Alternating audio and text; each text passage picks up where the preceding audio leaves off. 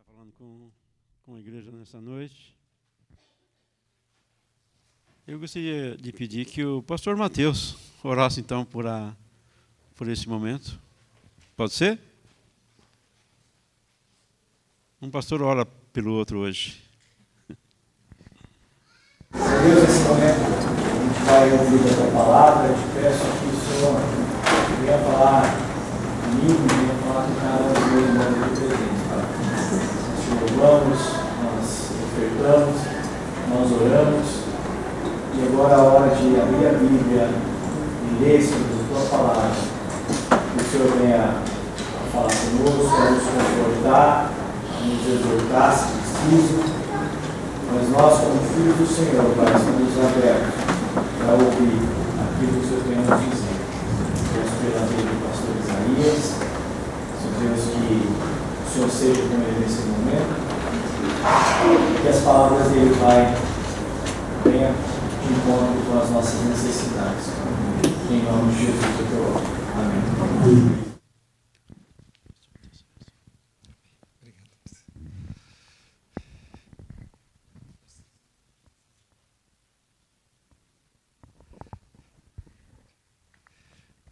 Irmãos, boa noite, graça e paz. Uma perguntinha, uma pesquisa. Quem está lendo o Apocalipse? Que medo. Hã? Nem o povo que faz a escola bíblica não está lendo? Eduardo, nem você? Cadê Eduardo? Você está lendo o Apocalipse, pelo menos? Tá bom, meus irmãos. Olha, nós vamos hoje meditar um pouco sobre o texto que para muitos comentaristas é o capítulo central do livro do Apocalipse. Veja só, nós temos ainda no mês de novembro 2 oportunidades e nessas 2 oportunidades nós ainda falaremos sobre o Apocalipse. Desde setembro, na escola, nós temos estudado os capítulos de 2 até 3, 2 e 3, porque neles nós temos as cartas às 7 igrejas da Ásia, e elas nos encaminham, portanto, como Igreja do Senhor Jesus, a compreender a mensagem encomendada pelo Senhor para a sua igreja, que carecia, que sofria e que muitas vezes não compreendia o porquê disto, o porquê dessa luta, o porquê da história ser assim, o porquê de mesmo estando servindo a Ele, nós tenhamos que passar por algumas dificuldades, e mesmo que a gente não admita, não aceite isso na nossa vida, a realidade mostra isto. Então, isso faz com que muitas pessoas, de alguma maneira, coloquem diante de Deus as suas orações no sentido assim de uma busca por uma compreensão. E foi justamente isso que o Senhor Jesus trouxe para João, como ele diz: conservo de vocês, por causa do testemunho, me achava preso na ilha de Pátimos, e para toda a igreja ao longo da história. É para mim? Sim, é para nós aqui. Então, nesta noite, nós vamos falar sobre o capítulo 12. Não pense que o Apocalipse tem uma preocupação cronológica, por exemplo, de detalhar capítulo a capítulo, acontecimento após acontecimento. É um livro, conforme nós já temos ouvido, e até o nosso irmão Raba citou, cheio de símbolos, na canção cantada, procurando ressaltar um pouco dessa característica do livro do Apocalipse.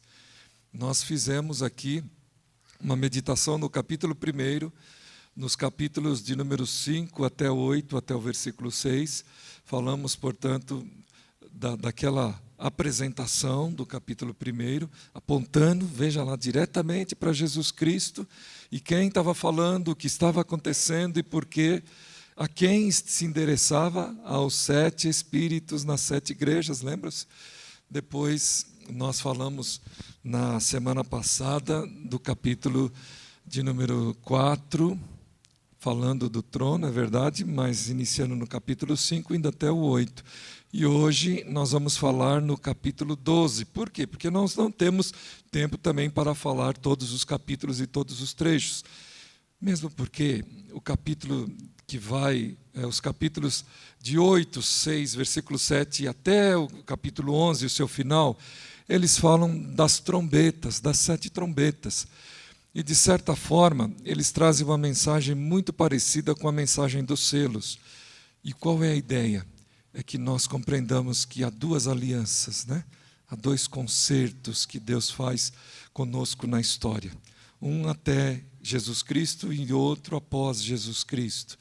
E trombeta anuncia rei, não é verdade, irmãos? Trombeta anuncia autoridade, soberania.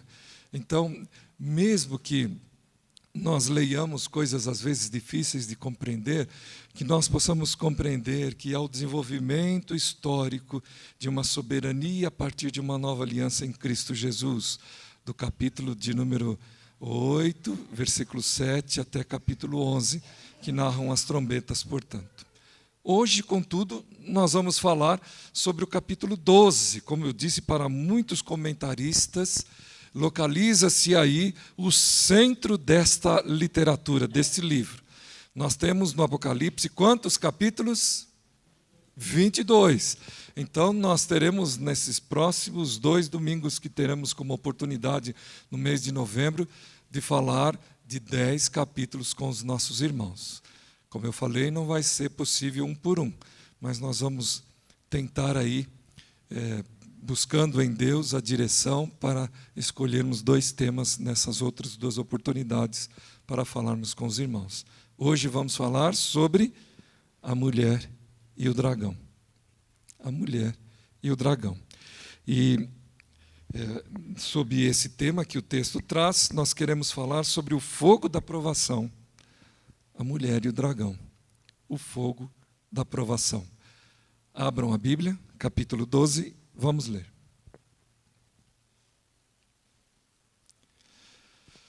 Viu-se grande sinal no céu. Uma mulher vestida do sol, com a lua debaixo dos pés e uma coroa de 12 estrelas na cabeça. A mulher estava grávida e gritava com dores de parto, sofrendo tormentos para dar à luz. Viu-se também outro sinal no céu. E eis um dragão grande, vermelho, com 7 cabeças e 10 chifres, e nas cabeças 7 diademas. A sua cauda arrastou a 1/3 parte das estrelas do céu, as quais lançou para a terra. E o dragão se deteve diante da mulher que estava para dar à luz, a fim de devorar o filho dela quando nascesse. Ela deu à luz um filho homem, que há de governar todas as nações com cetro de ferro. E o filho da mulher foi arrebatado para junto de Deus e do seu trono. A mulher, porém, fugiu para o deserto, onde Deus lhe havia preparado um lugar para que nele se sustentem durante 1260 dias. Então estourou a guerra no céu. Miguel e os seus anjos lutaram contra o dragão. Também o dragão e os seus anjos lutaram, mas não conseguiram sair vitoriosos. E não havia mais lugar para eles no céu. E foi expulso o grande dragão, a antiga serpente, que se chama Diabo e Satanás, o sedutor de todo mundo. Ele foi atirado para a terra e com ele os seus anjos. Então ouvi uma voz forte no céu proclamando: agora veio a salvação, o poder, o reino do nosso Deus e a autoridade do seu Cristo, pois foi expulso o acusador de nossos irmãos, o mesmo que os acusa de dia e de noite diante do nosso Deus. Eles o venceram por causa do sangue do Cordeiro e por causa da palavra do testemunho que deram. E mesmo diante da morte, não amaram a própria vida. Por isso, Alegrem-se, ó céus, e vocês que neles habitam. Ai da terra e do mar, pois o diabo desceu até vocês, cheio de fúria, sabendo que por pouco tempo lhe resta. Quando o dragão viu que tinha sido atirado para a terra, perseguiu a mulher que tinha dado à luz o filho homem. Mas foram dadas à mulher as 2 asas da grande águia, para que voasse para o deserto, para o seu lugar, aí, onde é sustentada durante um tempo, tempos e metade de um tempo, fora do alcance da serpente. Então, a serpente lançou da boca água como um rio atrás da mulher, a fim de fazer com que ela fosse arrastada pelas águas. A terra, porém, socorreu a mulher, abriu a sua boca e engoliu o rio que o dragão tinha lançado de sua boca. O dragão ficou irado com a mulher e foi travar guerra com o restante da descendência dela, ou seja, os que guardam os mandamentos de Deus e têm o testemunho de Jesus. E o dragão se pôs em pé sobre a areia do mar. Bastante curiosa esta passagem, bastante interessante, embora com muitos símbolos, não muito difícil de compreender, e gostaríamos que os irmãos pudessem, desta maneira, meditar um pouquinho nesta passagem como um centro, e ela traz um recado muito importante para a Igreja do Senhor. A vitória sobre o mal está relatada neste capítulo. Quando João relata o nascimento e a ascensão de Cristo, versículos de 1 a 5, o propósito desta visão de João é falar de um acontecimento de vitória que virá. E também apresenta o conflito que a igreja enfrenta no seu dia a dia, bem como a luta do mundo espiritual que está por detrás da história. Sabe-se que o Império Romano exigia o culto ao imperador e a proclamação da divindade de César. Isto era o contexto do texto, né? Isso impunha uma renúncia a Cristo. Pobres dos cristãos, não fora a confiança na sabedoria de Cristo, na soberania de Cristo. Já nesse tempo na história, porém, ainda não cumpria em plenitude esta consciência, porque já são 2000 anos e nós estamos aí caminhando nesta história, verificando muitas coisas.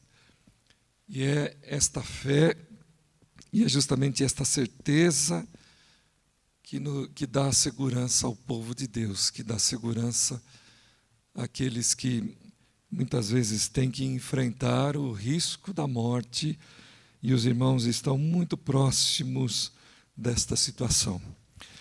Percebe-se nesse texto que o opositor não desiste de investir na vida dos cristãos. Olhem, irmãos, versículo 4, olhem versículo 13, olhem versículo 15, olhem versículo 17.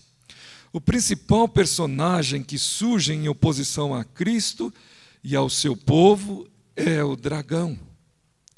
Michael Wilcock, na sua obra Mensagem do Apocalipse, descreve 3 personagens de forma principal, protagonistas nesta passagem. A mulher, para quem seria a mulher para os irmãos? A igreja? Quase lá, mas é Israel. O dragão, Satanás. E o filho varão, quem é? Ok, esse aí ficou tranquilo, né? O dragão procura destruir o filho, a criança. E quando falha, volta-se irado contra o povo de Deus. E está bastante claro, e já no final do texto, dando a oportunidade para que a igreja possa entrar em cena como participante, portanto, desse povo. Um detalhe muito interessante que nós devemos começar a refletir.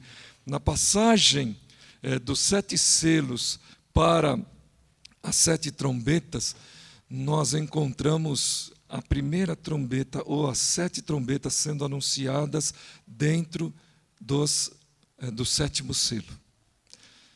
Nós muitas vezes costumamos separar de uma forma assim bastante estanque, bastante clara, um povo antes de Jesus e um povo depois.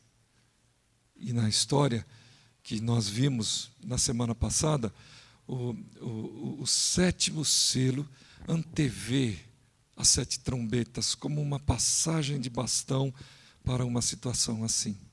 Não podemos deixar de perceber, portanto, esta ligação que há na história do povo de Deus, seja no formato de Israel, descendência de Abraão, seja a partir da igreja, discípulos do Senhor Jesus Cristo. Muito interessante essa dica que o livro nos dá, queridos irmãos. Portanto, aqui está a história do conflito entre a semente da mulher e o dragão, anunciado quando? Gênesis, capítulo 3, versículo 15. Ela, diz o texto, será pisada em sua cabeça pela descendência, a semente da mulher. Falava da serpente ali. Nós lembramos de uma forma bastante clara, sendo que, nesse conflito, Cristo, sem dúvida, vence, é vitorioso. Então vamos a alguns ensinos práticos desta passagem aí. Separamos, portanto, 3 deles muito importantes. O primeiro, o objetivo de Satanás é destruir a Cristo. O objetivo de Satanás é destruir a Cristo. Guardemos isso no nosso coração. Vocês devem se lembrar que Jesus Cristo, falando aos seus discípulos, nos diz o seguinte: olha, não tenham receio dos acontecimentos que virão, porque se vocês são meus discípulos, por certo, vocês hão de passar aquilo pelo que eu passei. Está atento, irmão? Vocês haverão de passar coisas muito próximas daquilo que eu passei.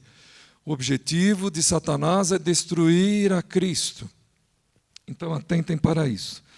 O que o texto apresenta é a oposição do dragão contra a mulher que está para dar à luz. Versículo de número 4. Ele se apresenta de uma maneira terrível e de modo agressivo, e por que não dizer até mesmo fantasmagórico.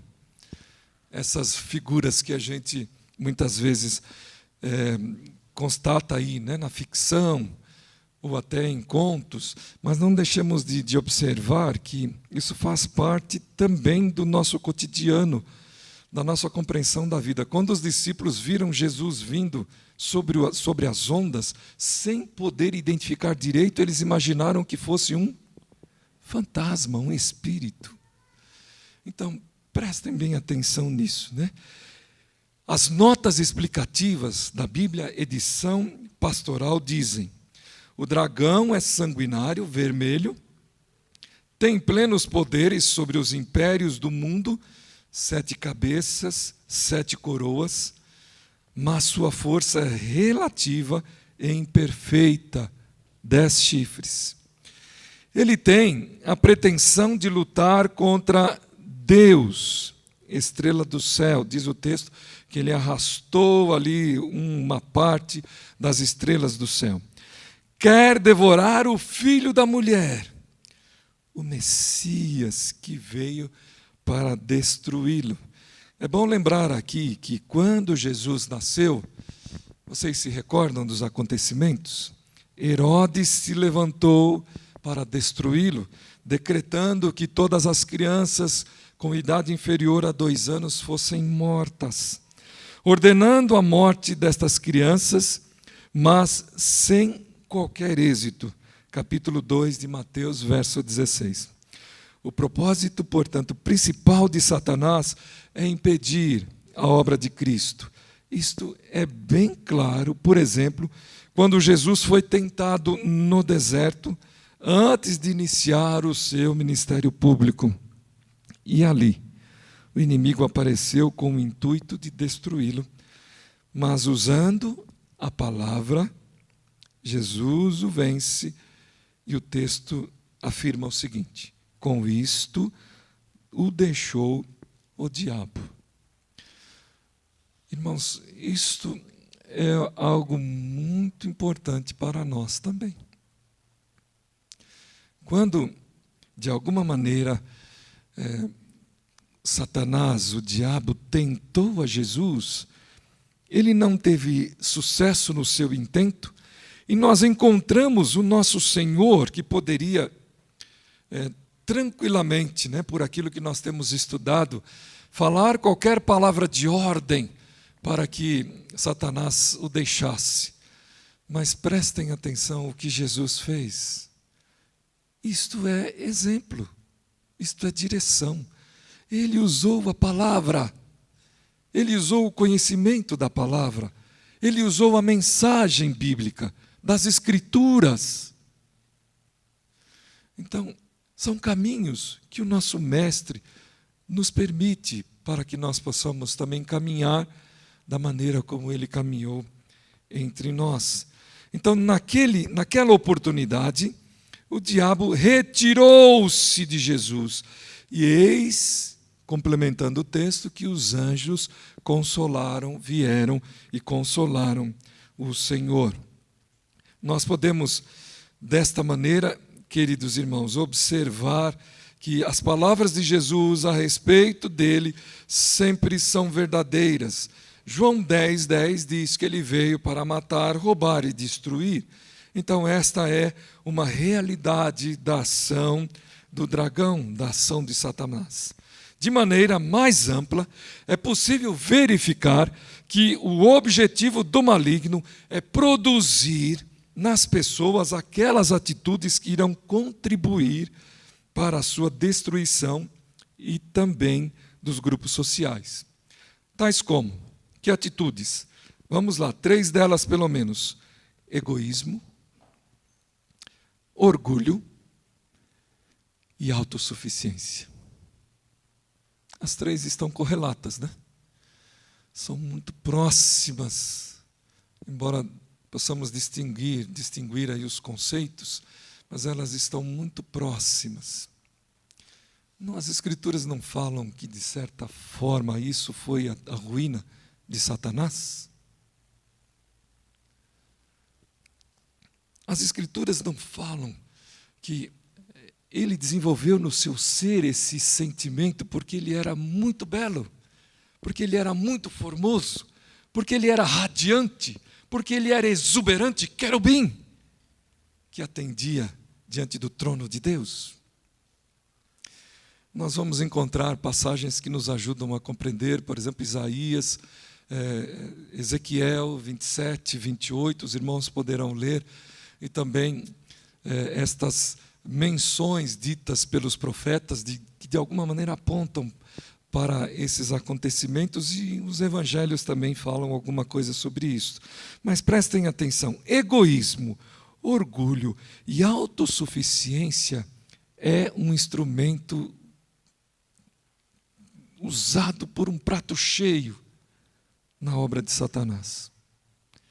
Então, se os irmãos observarem a tentação do deserto, caminha por essas posturas, por essa forma de comportamento desejado por ele naquele instante. É preciso, portanto, estar atento e vigilante, pois, Pedro nos diz, o diabo, vosso adversário, anda em derredor, como um leão que ruge, procurando a quem possa devorar. 1 Pedro 5:8.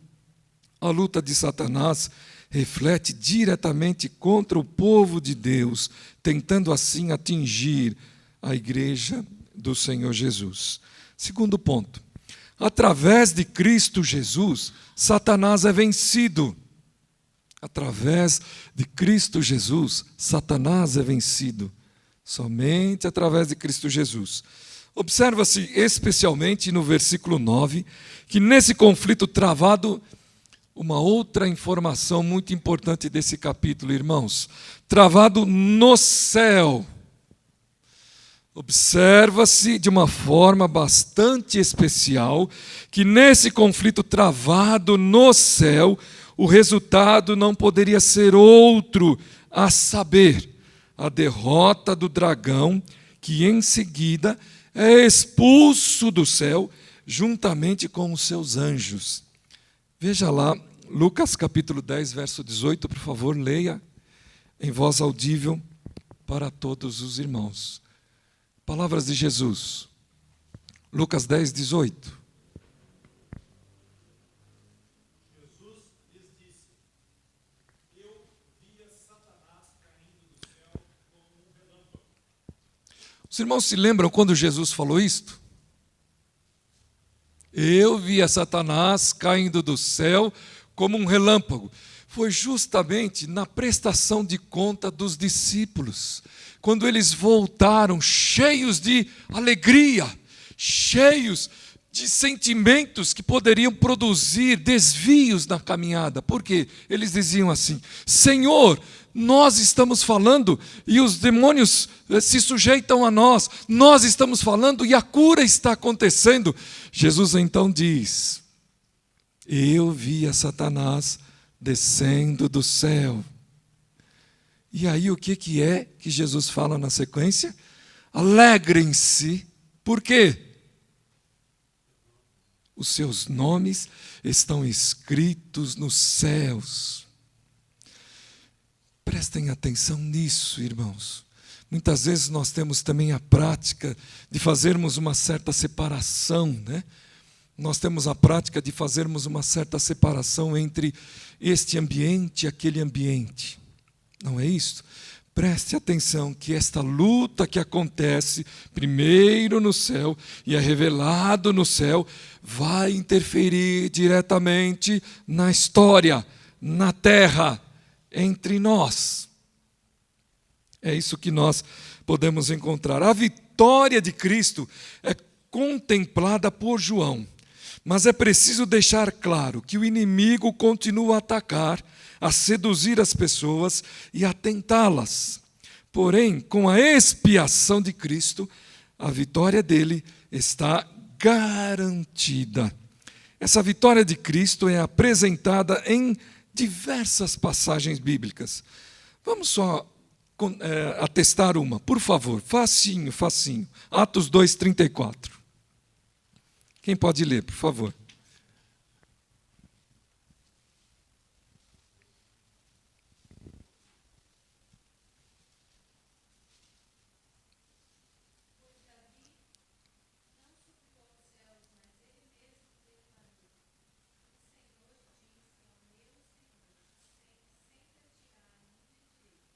Isso, Davi fala isso, me parece que do Salmo, né?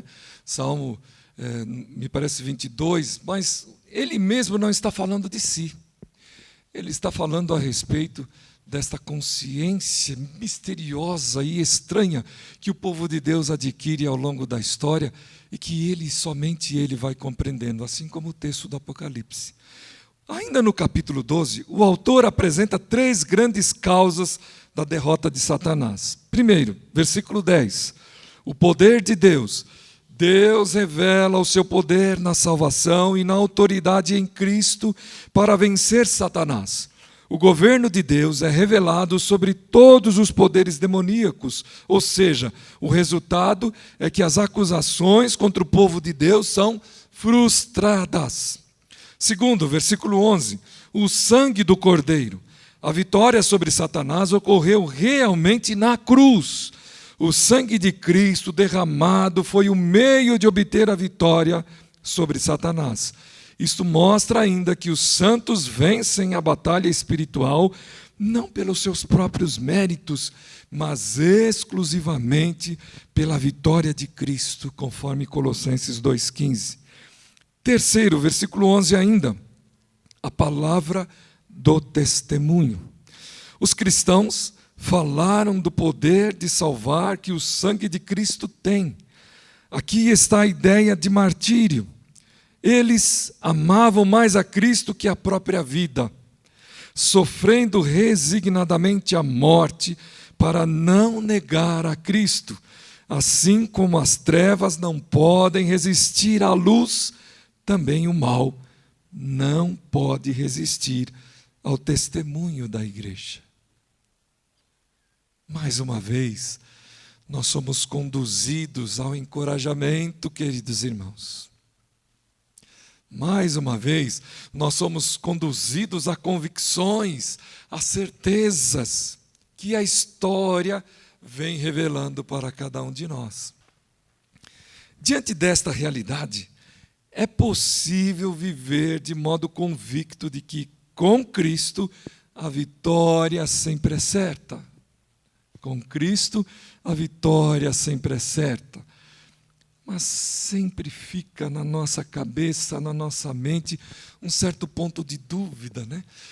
E esse ponto de dúvida muitas vezes vai gerar em nós uma tristeza, um desânimo, uma indiferença, uma apatia.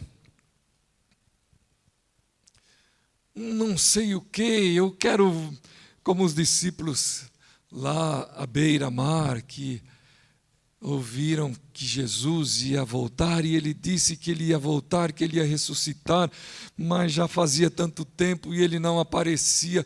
Então aquela apatia tomou conta dos discípulos e o desejo deles, vamos voltar para a nossa vida.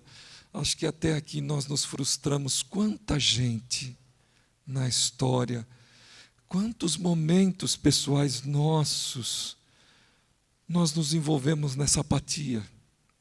Será que vale a pena mesmo? Será que vale a pena eu manter esta fé? As coisas parecem que não acontecem, as coisas parecem que não se desenvolvem. Será que vale a pena mesmo? Bate o nosso coração. Creia que isto é um aspecto muito usado pelo dragão. Não classifique esta ideia como se ele estivesse te manipulando, viu? Não entenda esta ideia como se ele estivesse dominando você, mas creia que ele está usando isto que você está passando, isso que você está vivenciando. Entenda isto. Terceiro ponto. A vitória de Cristo não impede que Satanás continue perseguindo o povo de Deus. Está claro nesse texto que Satanás não conseguiu vencer Jesus. Por isso, agora persegue os cristãos, os seguidores de Jesus. Ele fracassou em derrotar a Cristo e agora continua o seu ataque contra a igreja. A vitória dos cristãos não implica em ausência de sofrimento. É por isso que o verso 12 nos adverte, João nos adverte: ai da terra e do mar, pois o diabo desceu até vós, cheio de grande cólera, sabendo que pouco tempo lhe resta. O versículo 17 também nos chama a atenção a respeito disso, pois ele nos diz o seguinte: o dragão ficou irado com a mulher e foi travar guerra com o restante da descendência dela, ou seja, os que guardam os mandamentos de Deus e têm o testemunho de Jesus. Mesmo derrotado, Satanás ainda não foi destruído. Ele sabe que o seu destino final está selado, mas ainda tem permissão para exercer seu grande poder. Ainda tem permissão para exercer o seu grande poder. Os mártires estão salvos e seguros, pois obtiveram sua vitória por causa do sangue do Cordeiro. Ele continua agindo, atacando os santos e lutando para que neguem a fé em Jesus. Então, se ele não conseguiu, portanto, com Jesus, a ideia é destruir, frustrar, trazer o fracasso para os seguidores de Jesus. Esta é a ideia. Hoje, portanto, é tempo de perseguição e de muitas tentações. O inimigo não para de agir, porém os cristãos estão protegidos por Deus até o fim e não perecerão. Daí a alegria e a segurança, versículos 10 a 12. Mas quantos são aqueles que não têm esta certeza e vivem aflitos, inseguros, diante dos ataques do maligno? Cristo não quer seguidores medrosos, pois ele já venceu o maligno e garante a vitória aos seus filhos. Não se pode esquecer que Satanás é um inimigo vencido. João 12, 31. Finalmente, vale a pena lembrar que a certeza de vitória sobre Satanás é real. Olha o versículo 10, vamos lá. Então ouvi uma voz forte no céu proclamando: agora veio a salvação, o poder, o reino do nosso Deus e a autoridade do seu Cristo, pois foi expulso o acusador dos nossos irmãos, o mesmo que os acusa de dia e de noite diante do nosso Deus, e que Cristo também haverá de destruir todos os principados e potestades, conforme 1 Coríntios capítulo 15, verso 25. Esse capítulo 15, ele fala a respeito do poder da ressurreição, mas ele fala também que Deus deu todos os adversários e todos eles estão debaixo dos pés de Jesus. Depois de todos serem derrotados, como diz o texto, o Senhor como que entrega ao Pai esta vitória e conclui, portanto, a sua obra final. A partir do capítulo 12, começa o julgamento do mundo ímpio, do diabo e de seus anjos. Esse julgamento é marcado por lutas contra o Cordeiro e sua igreja. A igreja, a partir de então, passa a viver sobre o fogo da provação, pois a perseguição contra ela torna-se mais acirrada. O dragão ataca a igreja, visando atingir o Cordeiro que o derrotou na cruz. Esse julgamento não é algo marcado para um tempo especial na história, mas é um julgamento que já começou no céu, quando da expulsão de Satanás. Antes, anjo de luz, ou Lúcifer, quando foi expulso do céu. Nesse capítulo está a descrição de um povo que luta contra o maligno, mas sempre com a esperança da vitória por meio de Jesus Cristo. Assim como Satanás foi lançado para fora do céu, também será lançado fora da terra, e haverá assim um novo céu e uma nova terra. Que Deus, então, desta forma, irmãos, possa nos ajudar a compreender isto e perceber esta relação existente, portanto, entre uma e outra realidade, né? A realidade do céu e a realidade da terra. A história caminha aqui e nós podemos ver isso a partir dos 7 selos. Os irmãos poderão continuar vendo isso a partir das trombetas, das 7 trombetas. Mas tenham plena convicção que toda esta ação que se desenvolve ao longo da história aqui nos inquieta, que mexe, portanto, com os poderes, que muitas vezes orienta e leva o ser humano a se frustrar e, portanto, a questionar a Deus. Tudo está marcado para a destruição plena. E é a partir do que, portanto, que novo céu e nova terra surgirão. A pergunta que nós devemos guardar no coração e trabalhar no nosso viver: até que ponto eu coopero com a existência desse novo céu e dessa nova terra? Até que ponto eu me coloco como um súdito deste reino que vem com este poder vitorioso, com esse poder que suplanta as adversidades, que suplanta os obstáculos, mas que não faz de uma forma irreal, mas que o faz dentro da realidade que Ele nos permite, que Ele nos concede.